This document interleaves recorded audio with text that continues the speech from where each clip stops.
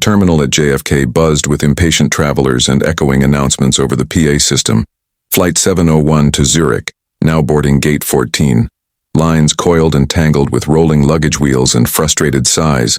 Among them stood a tall, poised black woman in a navy suit, her curls tucked neatly under a silk scarf. She looked calm but sharp, focused yet graceful. Her name was Dr. Maya Ellis, and she was not just any traveler. She was the chief inspector for the Federal Aviation Administration, one of the youngest in U.S. history. She had been scheduled for an unannounced audit of international airport operations across Europe. But today her flight wasn't just about work, it was personal. After years of fighting through discrimination, microaggressions, and glass ceilings, she had finally become the highest-ranked aviation safety authority in the country, and she planned to visit her mother's hometown in Switzerland for the first time in 20 years. She approached the boarding desk with her leather bag in one hand and her passport in the other. The gate agent barely glanced up. "Next," the woman barked. Her name tag read, Karen Stevens. Her blonde hair was slick into a bun, her nails tapping rapidly on the counter. Maya smiled politely. "Good morning, I'm traveling to Zurich, Flight 701 business class." Karen eyed her from head to toe and frowned. "Are you sure you're in the right line? This is priority boarding." "I am in the right line," Maya replied evenly. "Business seat 3A. Karen's lip twitched. "May I see your boarding pass and passport?" Maya handed them over. She had done this 1,000 times before across dozens of airports, but she could already feel the tension brewing in the air. The agent held her documents too long, eyes narrowing as if she were searching for something to justify her suspicion. "Where did you get this passport?" Karen asked sharply. Maya raised an eyebrow.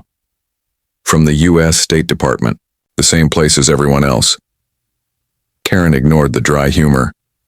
Her tone turned colder.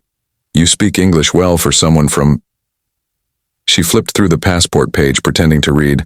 "Oh, it says here Washington, D.C. "Really?" Now passengers behind them began to watch. The line slowed. The agent's voice grew louder, deliberately drawing attention. "This passport doesn't look authentic, ma'am." Maya's patience thinned. "I assure you it is authentic and current.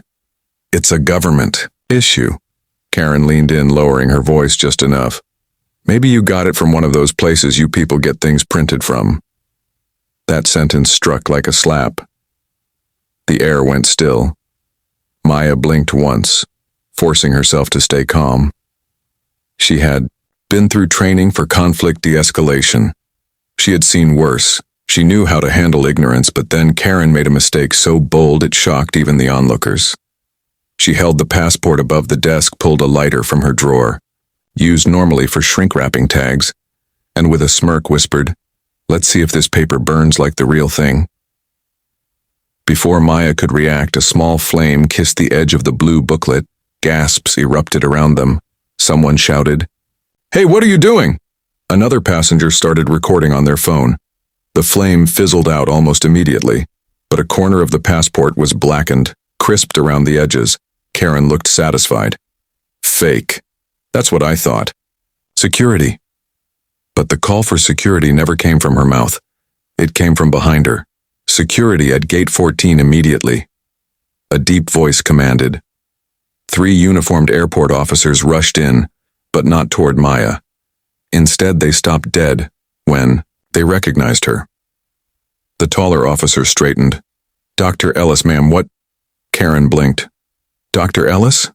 Maya exhaled slowly and reached into her briefcase, pulling out a black ID case embossed with gold wings and a seal that read, Federal Aviation Administration, Office of Chief Inspector. The gate agent's jaw dropped. "You just committed a federal offense," Maya said calmly. "You destroyed a U.S. passport in an international port of entry and publicly accused a government official of forgery. Do you understand the gravity of what you just did?" The onlookers froze. Cameras lifted higher. Karen stammered, I didn't know who you were." "That's the point," Maya said firmly. "You didn't need to know who I was to treat me with basic respect."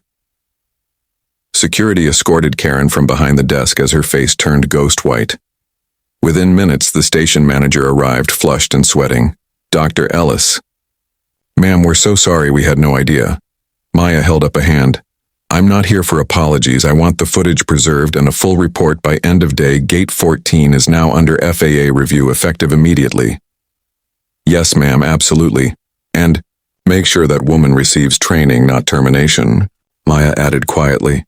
Because if we fire every racist we meet, we'll run out of people to teach. The manager nodded in stunned silence.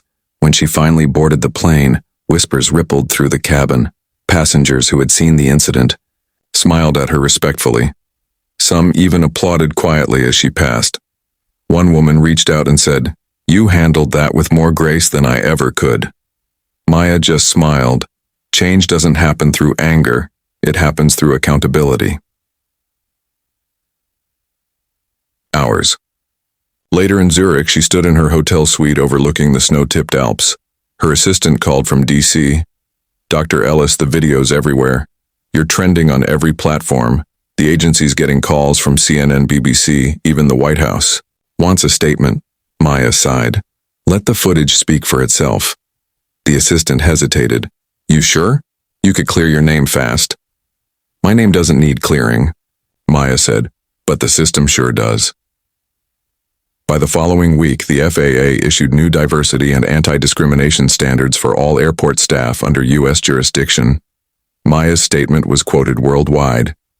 No traveler's worth should ever depend on the color of their skin or the uniform they wear. Respect must be standard equipment in every gate, every flight, every terminal. Airlines began re-evaluating their training programs. Gate 14 at JFK became symbolic of reform as, for Karen Stevens, she faced charges but later sent a handwritten letter through the FAA office. I grew up blind to my own hate. I ruined my career, but I learned what humanity looks like that day. I'm sorry, Dr. Ellis, for what I did. You didn't humiliate me, you exposed me to myself. Maya never responded publicly, but she did something few expected. She anonymously approved Karen's enrollment into the new FAA Gate Ethics Rehabilitation Program. When her assistant asked why, she said simply, because justice isn't revenge, it's correction with compassion. Months later, Maya returned to JFK for a surprise inspection. The staff recognized her instantly, but this time with admiration. Posters of her, quote, hung in the terminals. Travelers greeted her with respect as she passed Gate 14.